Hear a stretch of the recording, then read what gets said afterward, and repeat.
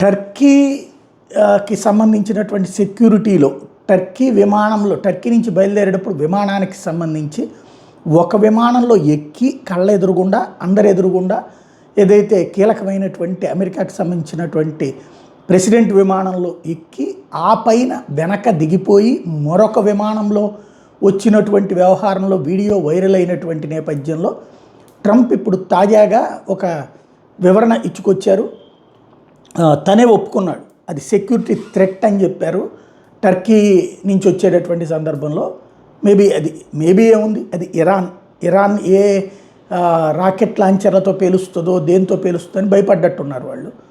దాంతో ఆ భయాన్ని దృష్టిలో పెట్టుకుని, లేదా డ్రోన్లతో పేల్చుద్దో అర్థం కాలేదనుకుంటా, అందుకని ఇప్పుడు తాను ఈ ఫ్లైట్ మారాల్సి వచ్చింది, అది సెక్యూరిటీ వాళ్ళు ఇచ్చినటువంటి గైడ్లైన్స్ మేరకు అని చెప్పాడు. తద్వారా ట్రంప్ భయపెడుతున్నది ఇరాన్ అన్నదైతే మరొకసారి స్పష్టమైపోయింది. గతంలో కూడా అతని మీద హత్యా ప్రయత్నాలు జరిగాయి. అప్పుడు హత్యా ప్రయత్నాలు ఎవరు చేశారో తేల్చలేదు. దాన్ని వాళ్ళ పుస్తకాల్లో 30 ఏళ్ల తర్వాతన చదువుకోవాల్సిన పరిస్థితి ఉంటుంది.